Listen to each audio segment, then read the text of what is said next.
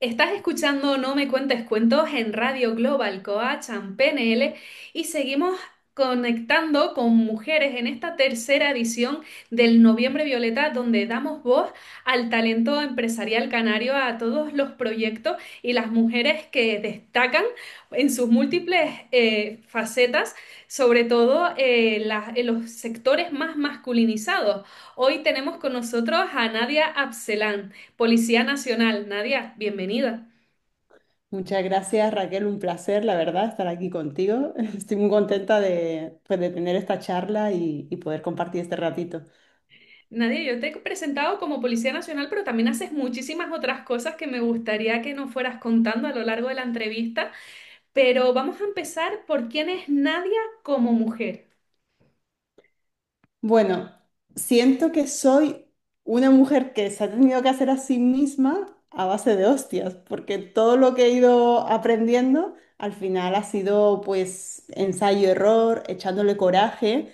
Aunque al principio no fue tan así, ¿no? Incluso era como yo, más, todo era como más sensible, pero bueno, al final las situaciones te hacen tirar para adelante, el aprendizaje de la vida y ahora ya, pues con esta edad ya casi 41 relativizas mucho y sobre todo es eso, ¿no? De haber tenido, a veces hecho la vista atrás, ¿no? La valentía y el coraje de atreverme a hacer las cosas aún teniendo muchos factores en contra.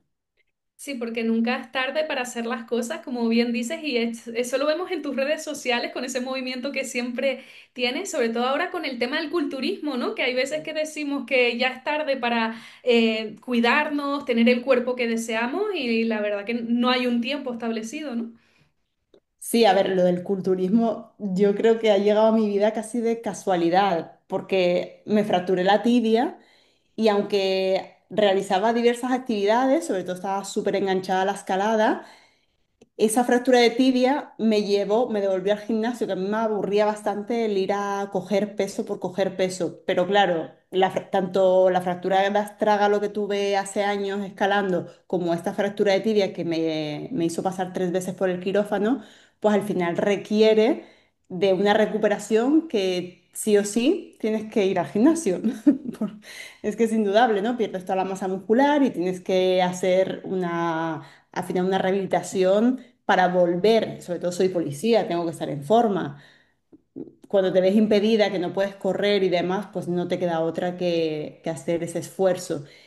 Y a raíz de ahí, como me tenía que someter a otra operación, volver a rajar el tendón rotuliano, pues me propuse ir lo más fuerte posible, que esto lo recomiendo a todo el mundo, ¿no? Siempre hay que estar en forma por salud y por lo que pueda pasar. No podemos controlar las situaciones, pero si tienes un accidente, una enfermedad, que te coja siempre lo más sano posible y lo más fuerte posible porque la recuperación va a ser muchísimo mejor. Entonces, enfrentarme a esa nueva operación para sacar el clavo que me habían introducido me llevó a quiero estar lo más fuerte posible. Y al final una cosa lleva a otra. Conocí en el camino a Sabrine Toumi, que ya es competidora de culturismo natural en la categoría Bikini Fitness, y con ella hice una recomposición corporal. Me sorprendió tanto el desarrollo de mi cuerpo, y más a los 40 años que yo ya tenía, que una cosa llevó a la otra, pues al final ahora estoy con un preparador que se llama Marcos Herrera, que es de aquí de Tenerife, y te digo que me ha alucinado, o sea, ha llevado mi cuerpo a otro nivel. Sí, es verdad que yo quería competir en la categoría Bikini Fitness, pero mi cuerpo no está tan desarrollado como para esa categoría. Entonces hay una nueva categoría que se llama Fit Model y cuando me la planteó mi preparador, la miré y tal y dije, vale, ok. Además, todo es culturismo natural, que hay que tener paciencia porque desarrollar la musculatura lleva tiempo y la alimentación es un pilar fundamental también en esto. La constancia que tienes, porque te vemos correr en tu cinta o caminar ahí en tu casa, ¿no? A las 5 de la mañana. Sí, claro, porque luego tengo que ir a trabajar, entrenar, estudiar, entonces o me levanto a las 5 de la mañana ya a hacer los pasos o no me da el día. Nadia, ¿qué te motivó a entrar en el cuerpo de la Policía Nacional? Desde muy pequeña me alucinaba, no sé, yo veía a una mujer policía y a mí se me giraba la cabeza, o sea, sentía mucha admiración, ¿no? Porque lo veía como unas personas valientes, porque bueno, Yo siento que a todos en algún momento de nuestra vida hemos tenido algún episodio en el que la policía ha tenido que intervenir, ¿no? Y quien no lo ha tenido, a lo mejor lo tendrá, ojalá que no, pero a mí sí que me sucedió eso y entonces la llegada de los policías para mí era como restablecer la calma. Y eso era como, wow, estas personas para mí eran como superhéroes y superheroínas. Y desde muy pequeña me llamó la atención que en el momento que pude, porque antes de ser policía yo trabajé 5 años en la ambulancia, y eso pues me hizo conectar con otras personas que eran policías y yo interesarme, porque antes no es como ahora que tenemos redes sociales y la información está a un clic. Antes uno pues se tenía que buscar más la vida para saber buscar la información que te llevara hacia, pues, hacia opositar o cómo se hacía. Y, y al final pues lo logré. Sí, es verdad que cuando me presenté era como una oportunidad que tenía porque no trabajaba muchas horas en las ambulancias, apenas libraba y el tiempo era muy limitado y tuve que ponerme ahí a darlo todo. Y para mí fue, vamos, era mi ilusión entrar ahí en la policía, la verdad. Mm. ¿Has tenido obstáculos? Porque al ser un sector masculinizado, ser mujer y encima tener ese, ese toque árabe también, ¿no? Que viene intrínseco contigo, te ha sido complicado, ¿no? Entiendo. A ver, sí es verdad que yo ya venía de otro trabajo que también era de hombres, porque ahora es muy normal ver mujeres en todos los sectores, pero hace 20 años, porque han pasado 20 años de las ambulancias, en las ambulancias éramos 4 mujeres también, todo lo demás eran hombres, entonces digamos que ya estaba un poco más familiarizada de trabajar en un sector más masculino. Cierto es que siento que las mujeres, en líneas generales, incluso diría en todos los trabajos, tenemos que como demostrar más que el hombre. ¿Sabes? Como trabajar más incluso para demostrar nuestra valía frente a lo mejor un hombre, sobre todo más en aquellas épocas, ¿no? Porque ahora ya te digo que más la nueva generación no es como la antigua, ¿no? Que tenían otra mentalidad.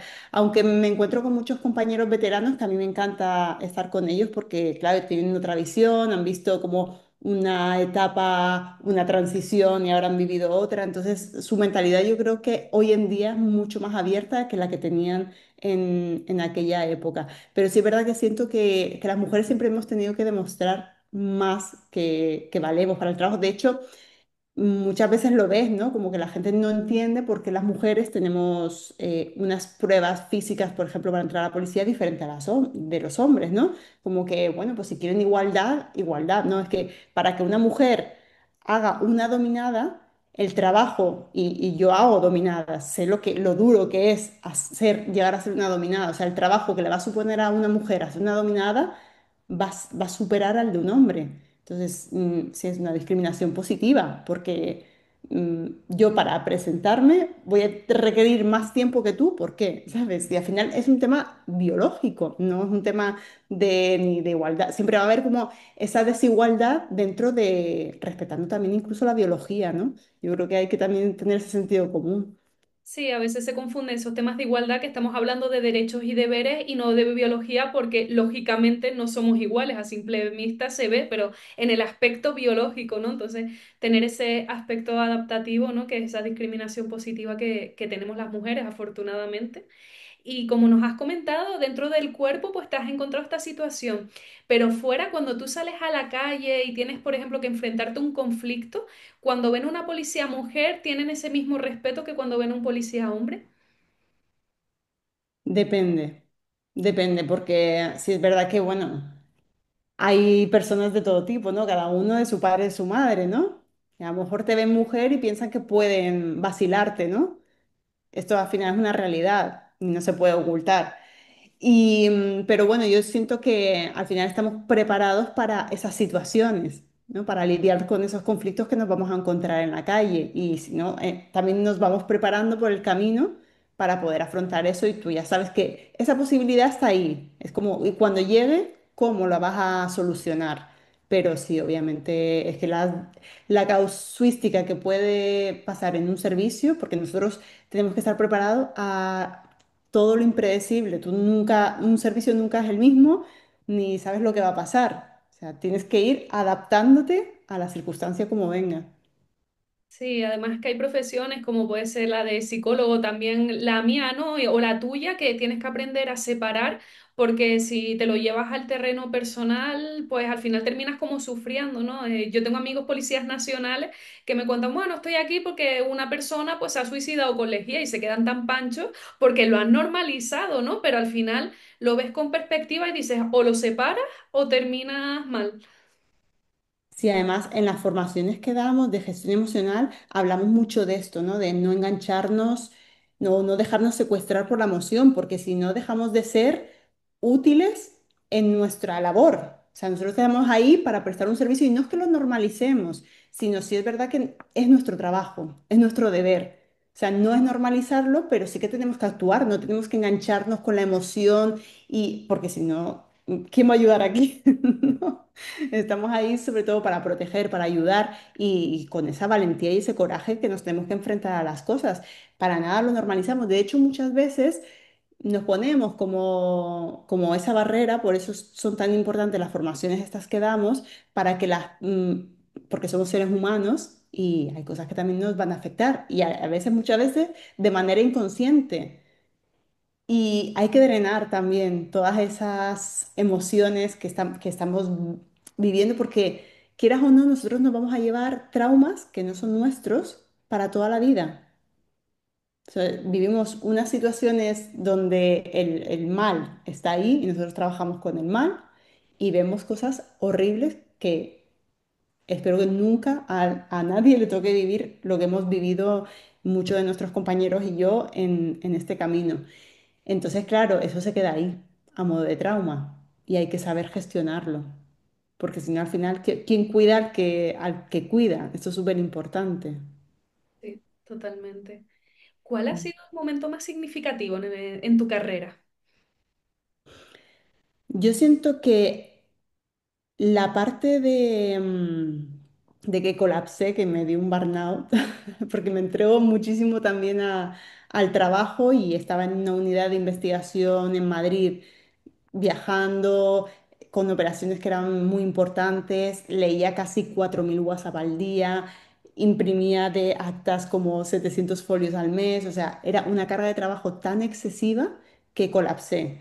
Pero sí es verdad que para mí eso fue significativo porque gracias a eso fue cuando nació todo el tema de crear esa formación de gestión emocional y del estrés a través de aplicando técnicas de yoga, de mindfulness, porque me metí mucho en el conocimiento de la práctica de yoga. Y cuando veo que me la aplico a mí en esos momentos que para mí fueron difíciles y luego poder acompañar a otras personas, sobre todo lo que te decía, ¿no? Enfocado también en el trauma, en lo que vivimos, en que a veces entramos ahí en una vorágine y que, ¿sabes? Cuando tienes esa vocación de servicio, es que a veces no sabes cuándo parar, ¿no? Como tu deber y más, y tengo que hacerlo y tengo que ayudar. Y además porque la gente se piensa que el funcionariado, ¿no? Como estos que bien viven, pero para mí ser policía no es ser funcionario de 8 a 2, ¿no? Tú estás a disposición y eso es así. Entonces, y somos los que somos. O sea, si falla uno, si somos cuatro y falla uno, somos tres y el trabajo hay que sacarlo. Ahí no hay excusas, no es que es es mi hora y me voy, no. El trabajo hay que sacarlo. Entonces, un policía a veces no sabe cuándo parar. Y claro, entre que ves todo el mal, el daño, el esto, todo va mermando, mermando, mermando. Y gracias a esto, pues yo creo que lo más significativo, lo más bonito, incluso pese a lo mal que lo pasé, es poder acompañar ahora a otras personas a que reconozcan, a que puedan también expresarlo, a que sepan lo que les está pasando y por qué, y no ponernos como esa coraza y luego un día pues petar, ¿no? Sino dosificar un poco. Mm. Nadia, a modo de cierre, ¿qué te gustaría trasladar a las niñas que te ven como Policía Nacional? Que yo también me identifico con lo que me has dicho antes, ¿no? De que veías una mujer y dices, ostras, una mujer nacional, y es como ver a mujeres piloto, ¿no? ¿Qué mensaje te gustaría dejar como legado? Que se atrevan. O sea, que nunca se queden con el ¿y si hubiera hecho? No, o sea, es mejor equivocarse, incluso hacerlo y equivocarte, porque puedes coger otro camino, que quedarte con esa espinita de si yo hubiera hecho esto, ¿qué hubiera sido de mí, ¿no? Yo siento que en la vida hay que atreverse a hacer cosas y sobre todo a estar en movimiento, porque ahí es donde viene la inspiración, ahí es donde te das cuenta y que no tengan miedo a fracasar, porque al final uno cuando es joven lo ve como un horror, un desastre, el fracaso, pero es que eso uno no se da cuenta que es una escuela de vida, o sea, es un aprendizaje, es lo que te va a ir forjando y te va a ir dando pues esa sabiduría para seguir en lo que sea. Nadia Abselan, Policía Nacional, muchísimas gracias por este ratito, no me cuentes cuentos. Un placer. Muchísimas gracias a ti, Raquel. Y continuamos en tu programa de bienestar y emprendimiento después de unos minutos musicales.